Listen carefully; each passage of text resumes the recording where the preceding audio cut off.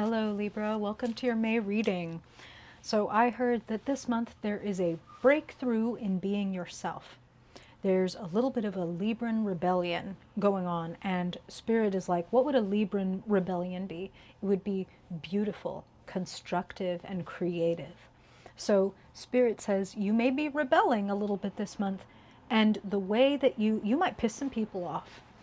You might withdraw your loyalty or your support from certain people or certain things because you've come to this conclusion that, like, this doesn't jive with me anymore. I actually don't feel aligned with this, and so boop.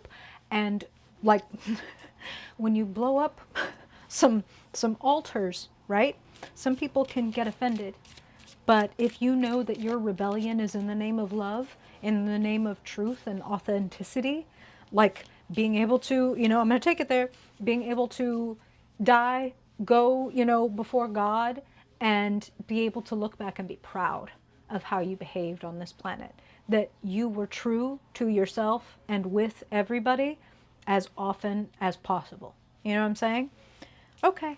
So you might be loyal to yourself to the point that somebody else or some other place or institution or whatever feels like, why are you being disloyal to me? But it's like, I have to be true to myself before I can be true to anything. Do you know what I mean? If I'm not true to myself, then anything I appear to be true to is on really shaky tower-like ground. You know what I'm saying? We haven't pulled your cards. You don't have any towers right now. We're going to pull them now.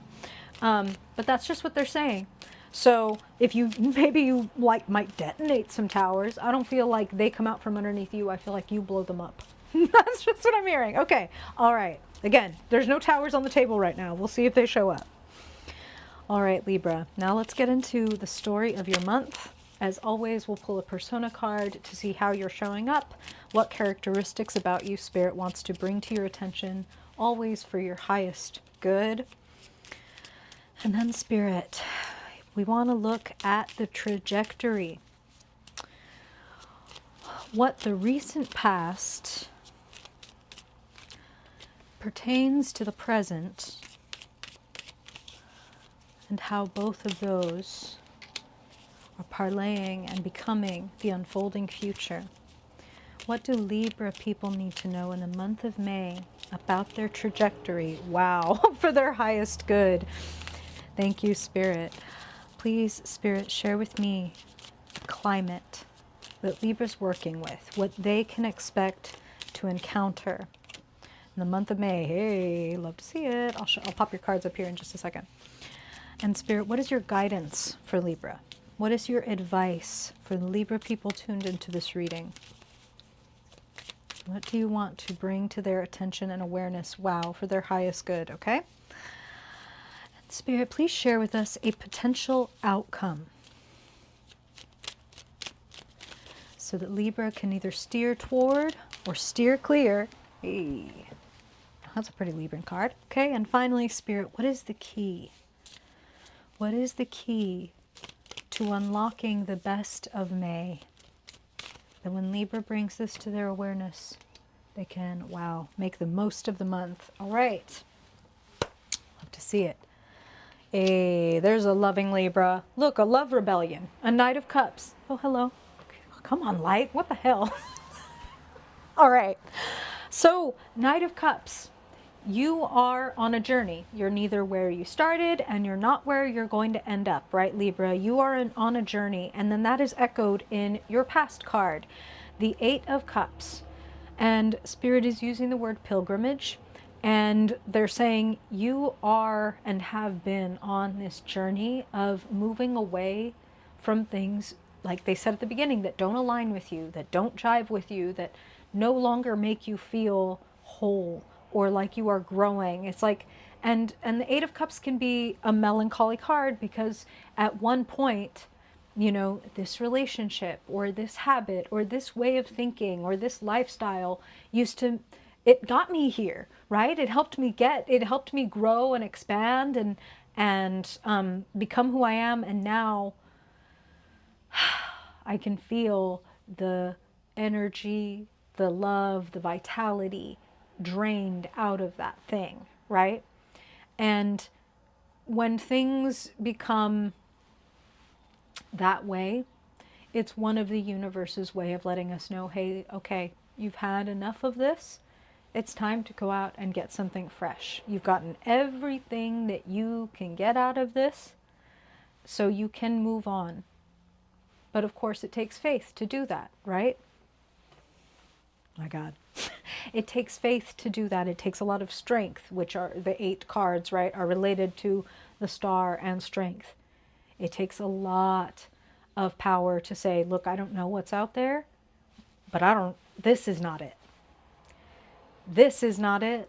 And that means that, whether I can know if it's out there or not, I know this ain't it. So my best option is to go out there and to find something more refreshing. You will be ultimately leaving behind unsatisfying, stagnant drops that are in those cups and finding something much more nourishing, fresh, plentiful. Okay? The person in that card is walking toward the source of all this clean, beautiful water, so much more than what they thought that they couldn't live without. You know what I'm saying?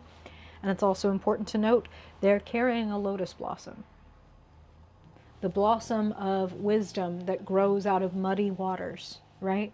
So even the moment of coming to a conclusion that something isn't working for you, Spirit wants to honor like that growth, that as painful or melancholy or difficult as that may be to have come to that realization, it is a remarkable sign of your spiritual growth and your emotional maturity. You know what I'm saying? So if you're having any trouble honoring you right now, Spirit and I both really want to honor you for doing the hard work of being really emotionally honest and raw with yourself, and choosing to grow. That's what I hear too, choosing. And the way that these cards pan out is just, you're really being beckoned. That's the word that I want to use. You're being beckoned to get away from being small. And it's like there is so much more out here for you. So let's get into it. Moving into the present, 7 of Pentacles, taking stock, taking inventory. What's working? Do I want to keep doing it like this? Do I want to change this? What's working and what's not working? And let me declutter anything from my life that is maybe a drain on my resources or energy, and consider where I want to put what remains. So 7 of Pentacles is a really practical, boots on the ground, eyes on the prize kind of card, like all Pentacles cards, right? It's like, what can I change right here, right now, right? What's growing, what's not growing. It's okay to decide that something that you've been putting some of your time and energy into is like, oh, you know what, ultimately that's really not doing much for me. It's okay if I want to take those resources and move them over to this thing that is working for me or is exciting me now. Like maybe that used to be, again, like 8 of Cups. It's like, well, that used to be really great and I thought that I was going to be doing that and into that for the rest of my life, but now that I tune in with myself, and if I'm really, again, vulnerable and raw and honest with myself, I think I'm like tying myself to this for reasons that have nothing to do with what I actually want. You know what I mean? Like it could be like low-key, I just really wanted people to think that I was doing something cool or whatever, and like they liked it that I did that, and so if I stop doing that, will anybody like me? Or do you know what I'm saying? Like, be doing it for you. Make sure that you're doing it for you. Make sure that you are not worshiping at the altar of somebody else's dream or somebody else's perspective or somebody else's desire, right? Like, it's cliche, but it's true that like Libras can get into trouble with people pleasing because they are so very skilled at reading the room, right? And like responding in a courteous, lovely, compassionate way, right? So, Knight of Cups things, it can be easy sometimes to try to adapt to the situation, be more mutable than cardinal, and you're a cardinal sign. You're meant to take initiative, okay? So it's nice to be adaptable, it's nice to compromise, and it's not nice to compromise your values or your mission. You know what I'm saying? Like there are certain things that we don't compromise on, and that's what I feel like Spirit is asking you to lean into. So sitting in the future, the Fool, going on an adventure. It feels to me like the bright, like when the sun rises on the Eight of Cups. Like at first feeling like, oh my God, this is scary. Who knows what's out here? I wonder if I'll even be able to find what I want out here. That vibe of the Eight of Cups. And into literally like walking out of the dark and into the light. Into the sun, even at the corner of the card, right? So taking an assessment of what is useful, what you want to take with you, and what ultimately was just baggage, right? And the Fool does not tolerate carrying a big fuck ton of baggage. They want to move lightly. The better to receive, to have a hand available to receive what the universe is offering them.